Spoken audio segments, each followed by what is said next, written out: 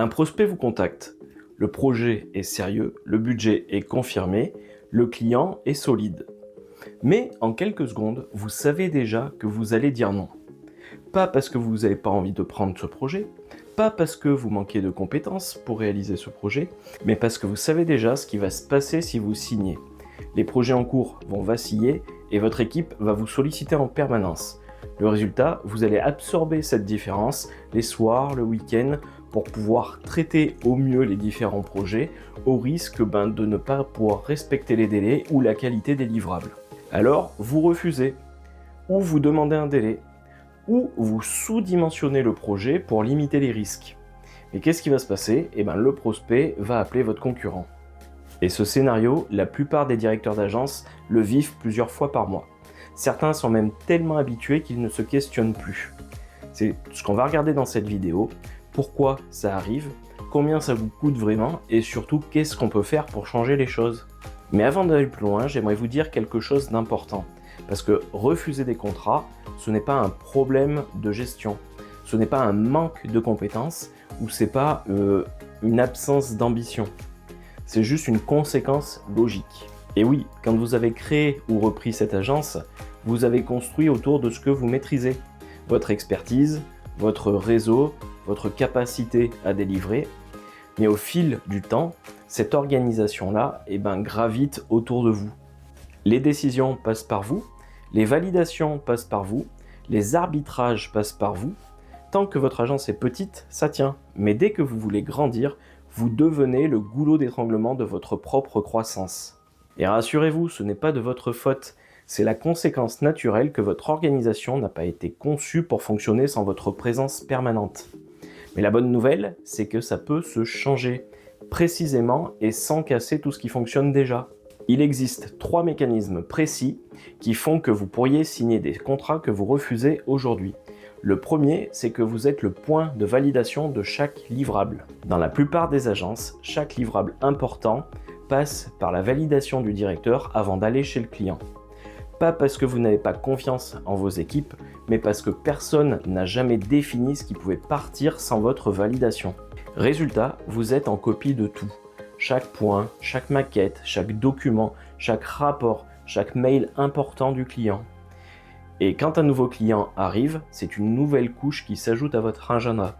C'est pas une délégation, c'est une addition. Ce mécanisme seul peut représenter 2 à 3 heures de validation passive par jour.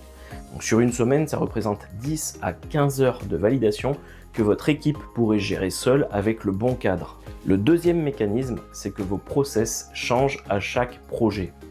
Dans une agence bien structurée, le projet, la gestion du projet suit une suite logique claire.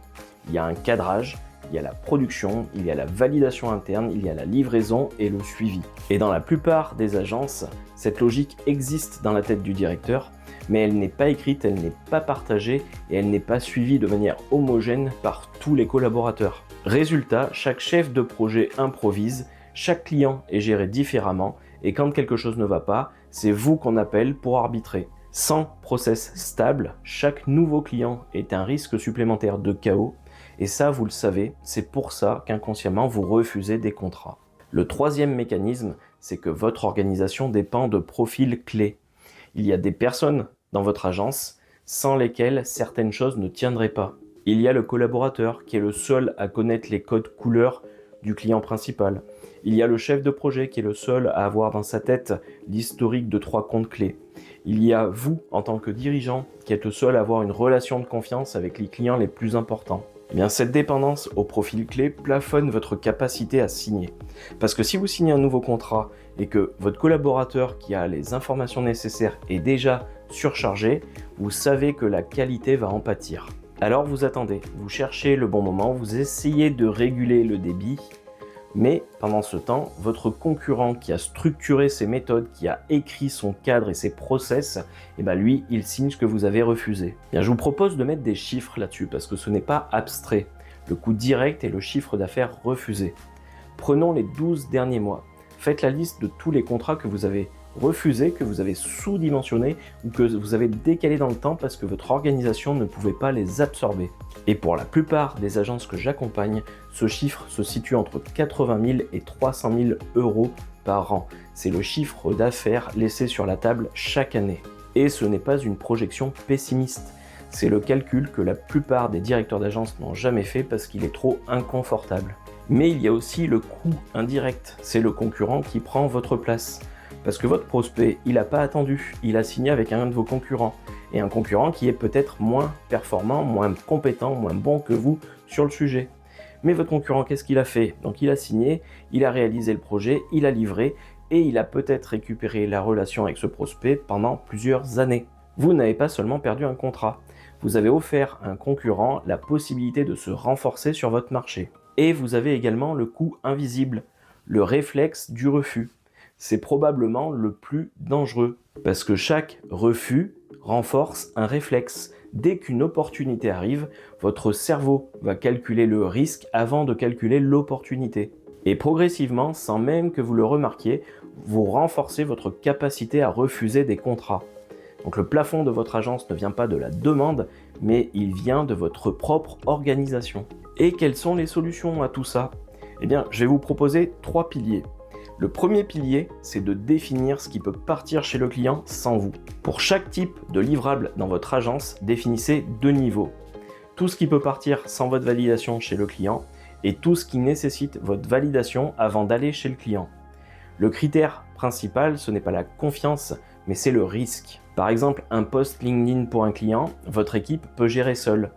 Mais une proposition commerciale pour un compte stratégique, peut-être pas encore. Cette distinction simple, écrite et partagée avec toute l'équipe va réduire immédiatement de 40 à 60% toutes les sollicitations sur les différents projets. Le deuxième pilier, c'est de standardiser les 3 process qui génèrent le plus de chaos dans votre agence. Vous n'avez pas besoin de tout documenter. Vous allez identifier les 3 situations qui génèrent le plus de questions et d'improvisation dans votre agence. En général, dans une agence, ce sont le process de cadrage, comment on cadre un projet dès le départ avec le client, le process de livraison, qui valide quoi, quand, sous quel délai, et le process de retour client. Qu'est-ce qu'on fait en cas de demande de modification du client pour que tout ne parte pas en chaos? Ces 3 process documentés, c'est 80% de friction éliminée. Le troisième pilier, c'est réduire la dépendance au profil clé. Pour chaque profil clé dans votre agence, posez-vous une simple question.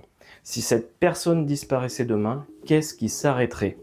La réponse à cette question va vous donner les priorités à documenter, à formaliser ou à transférer. Pas pour remplacer les gens, juste pour éviter que l'agence soit otage de leur présence. Parce qu'une agence qui est indépendante de ses profils clés peut absorber la croissance, alors qu'une agence qui dépend de 2 ou 3 personnes va être limitée dans sa croissance par la disponibilité de ses profils clés. Je vais maintenant vous parler d'un cas que j'ai accompagné récemment, c'est le cas de Julien, qui est directeur d'une agence digitale de 15 collaborateurs. Quand Julien est venu me voir, il refusait 2 à 3 contrats par mois. Il savait qu'en acceptant ces contrats, il mettait en péril la qualité des projets sur lesquels il travaillait déjà. Donc, il refusait pour éviter de baisser son niveau de qualité. Et en 6 semaines, avec Julien, on a fait 3 choses. On a défini pour chaque type de livrable ce qui pouvait partir chez le client sans la validation de Julien. On a standardisé les process de cadrage et de livraison sur une page chacun. Et on a documenté toutes les méthodes de ces 2 profils critiques au sein de l'agence. Résultat, en 8 semaines, les sollicitations vers Julien ont baissé de 55%. L'agence a pu signer 2 contrats qu'elle aurait refusés 3 mois plus tôt et le chiffre d'affaires a augmenté de 67 000 euros. Et pas de nouveaux recrutements, pas de réorganisation complète, seulement 3 choses précises corrigées dans le bon ordre. Ce que vous récupérez concrètement quand vous travaillez sur ces 3 mécanismes. La capacité de dire oui à des contrats que vous auriez refusés jusqu'à aujourd'hui. Une délivrance stable même quand plusieurs projets arrivent en même temps.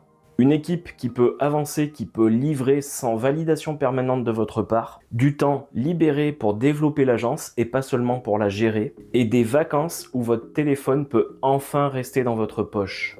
Si cette vidéo vous a apporté de la clarté, likez, commentez, abonnez-vous pour que d'autres directeurs d'agence qui sont dans la même situation puissent tomber dessus. Et surtout, passez à l'action dès cette semaine, parce que vous avez finalement une seule question à vous poser. Combien avez-vous laissé passer l'année dernière? Et pas en nombre de contrats, mais en euros. Faites le calcul, il est inconfortable et c'est exactement pour ça qu'il est utile. Et si vous voulez qu'on regarde votre situation ensemble, vous pouvez réserver un échange, le lien est dans la description de cette vidéo.